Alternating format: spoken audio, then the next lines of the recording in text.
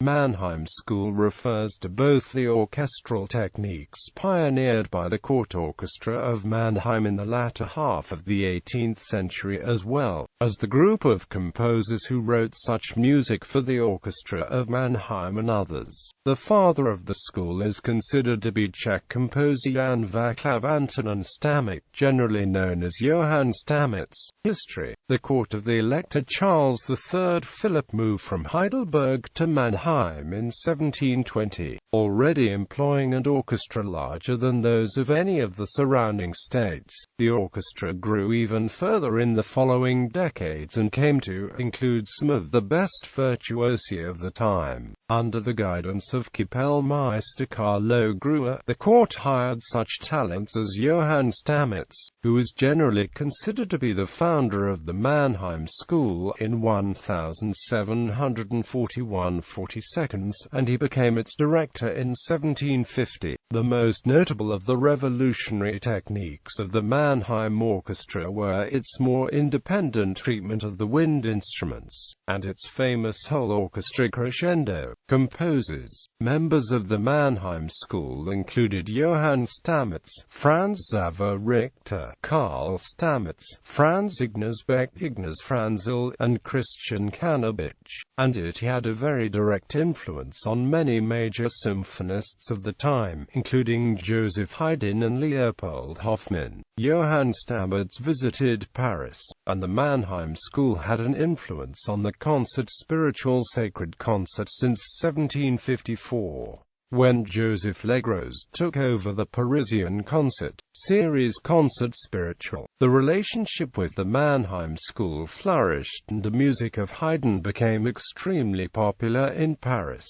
Prominent concerts in Paris during the 1770s were the Concert de l'Éloge Olympique and the Concert des Amateurs, which may have been part of the Concert Spiritual. Claude François-Marie Rigolette commissioned Joseph Haydn's 6 Paris symphonies, number 82 to 87, for performance by Concert de l'Éloge Olympique. Chevalier de Saint-Georges conducted for the world premiere. The influence of the Mannheim School is evident in these symphonies. Musical innovations. Composers of the Mannheim School introduced a number of novel ideas into the orchestral music of their day. Sudden crescendos, the Mannheim crescendo, and diminuendos, crescendos with piano releases, the Mannheim Rocket, the Mannheim Roller, the Mannheim Sigh, the Mannheim Birds, the Mannheim Climax, and the grand pause where the playing stops for a moment, resulting in total silence, only to restart vigorously. The Mannheim Rocket can be a rapidly ascending broken chord from the lowest range of the bass line to the very top of the soprano line. Its influence can be found at the beginning of the fourth movement of Mozart's Symphony No. 40 as well as the very start of Beethoven's Piano Sonata No.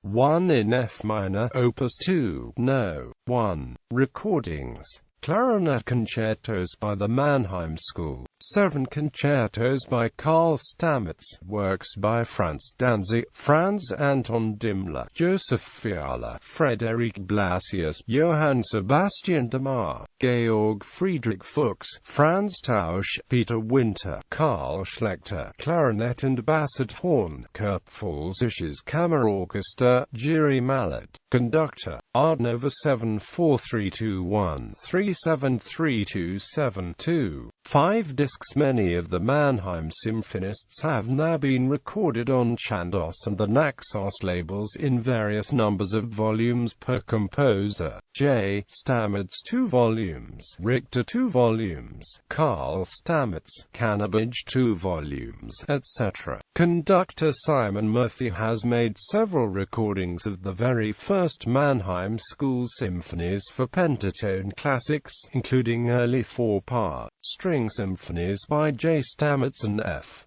X. Richter.